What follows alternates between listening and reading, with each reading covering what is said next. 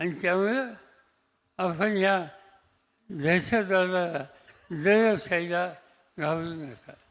प्रवासाही या ठिकाणी निवडणूक लढत आहे आणि तुमच्या धमक असली तर निवडणुकीच्या मार्गानं तुमचा महिना मांडला. आमची ही भगिनी स्वतः या ठिकाणी येऊन आपले विचार त्या ठिकाणी मांडले. तुम्ही करताय काय? त्यांच्यासमोर येऊन तोंड देण्याची ताकद तुमच्यामध्ये नाही. करताय काय? ह्याचा रोज कुठं लागला असेल, कुठं जाहिरात असेल, कुठं फोटो असेल, कुठं माहिती पत्र असेल, ते रात्री फाडून टाकायचं, रोज फाडून टाकायचं. त्याला काय अक्कल लागते? उभं करायला अक्कल लागते, उद्ध्वस्त करायला अक्कल लागत नाही. आता ही टोळी जी आहे ती उद्ध्वस्त करणाऱ्यांची टोळी आहे. आता ही उद्ध्वस्त करणाऱ्यांची टोळी जी आहे त्या टोळीच्या हातामध्ये या भागाचं राजकारण कधी यायचं, किती दिवस यायचं याचा विचार हा तेव्हा सगळ्यांना करायचा. आणि त्याबरोबरच हे मी सांगू इच्छितो, मी काही महाराष्ट्राच्या सत्तेत नाही, पण आज या राज्यामध्ये किंवा या भागामध्ये दहशतवाद आणि दमदाटी याचा आधार घेऊन कोणी काहीतरी करत असेल तर ज्या गावच्या मोहरी त्याच गावच्या बावली त्यांना धडा शिकायचा सुद्धा निकाल घ्यावा लागेल. आणि ती स्थिती येऊ नये अशी अपेक्षा आहे. उद्याच्या निवडणुकीमध्ये मोठ्या मताने प्रवासाने तुम्ही विजय करा.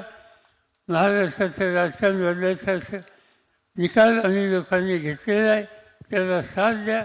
मी तुम्हाला सर्व देतो की देशात एक नंबरचं राज्य म्हणून जो महाराष्ट्राचा नावलौकिक होता या लोकांनी जो घालवला, तुम्ही सत्ता दिल्याच्या नंतर, राज्य हातात घेतल्याच्या नंतर बाळासाहेबांनी आमचे सगळे सहकारी या राज्याचा चेहरा बदलल्याशिवाय राहणार नाही आणि तुमच्या जीवनामध्ये परिवर्तन केल्याशिवाय राहणार नाही. त्यासाठीच ही तुमची मदत हवी आहे हेच या ठिकाणी सांगतो.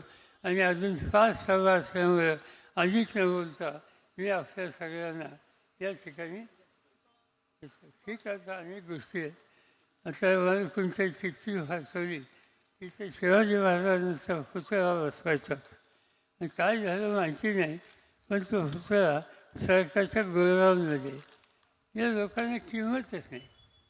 शिवाजी महाराजांच्याबद्दल किंमत नाही, तुमच्याबद्दल किंमत नाही. काय सांगायचं? तुम्ही सगळ्यांनी वाचले. सिंधुदुर्ग जिल्ह्यामध्ये उभा केलेला पुतळा शिवाजी महाराजांचा उद्घाटन केलं नरेंद्र मोदी आणि एका महिन्यात तो फाडला. चौकशी केली आम्ही लोकांनी शिस्तपणे फसवलं की शिवाजी महाराजांचा पुतळा फाडला का? ते म्हणजे समुद्राचा वारा, त्या वाऱ्यामुळे पुतळा. तुम्ही कधी मुंबईत आला असाल तर गेटवे ऑफ इंडिया नावाचा भाग आहे. यशवंतराव चव्हाण मुख्यमंत्री असताना त्यावेळी त्यांनी तिथे शिवाजी महाराजांचा पुतळा उभा केला. हजारो लोक येतात बघायला. समोर समुद्र आहे, प्रचंड वारा असतो. इतक्या वर्षाच्या पुतळ्याला काही झाले. मुंबईमध्ये शिवाजी पार्क नावाचं क्षेत्र आहे, समुद्राच्या जवळ आहे. शिवाजी महाराजांचा पुतळा आहे तिथे. इतक्या वर्ष पुतळा त्या ठिकाणी समुद्राचा वारा येतो, तो पुतळा कधी फाडला नाही. आज सिंधुदुर्गाचा पुतळा कसा होतो? 2 कारणे. एक तो भ्रष्टाचार, म्हणजे पैसे खायचे. आणि शिवाजी महाराजांच्या पुतळ्याची पैसे खायचे काय चाललेलं आहे. आणि दुसरं गोष्ट, पुतळ्याच्या उद्घाटनाला हात कोणाचा लागला? हात लागला नरेंद्र मोदीचा. पुतळा असंच होणार, दुसरं काय होणार पुतळ्याचं?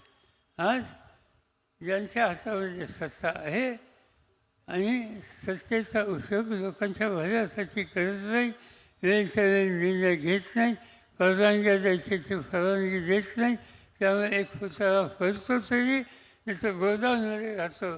दुर्दैवाने ही स्थिती या ठिकाणी आहे. ती बदलायची असेल तर निकाल हाच घ्यावा लागेल की लोकसभेमध्ये विधानसभेमध्ये परिवर्तन करायचं आणि ते काम तुम्ही करा ही विनंती करतो.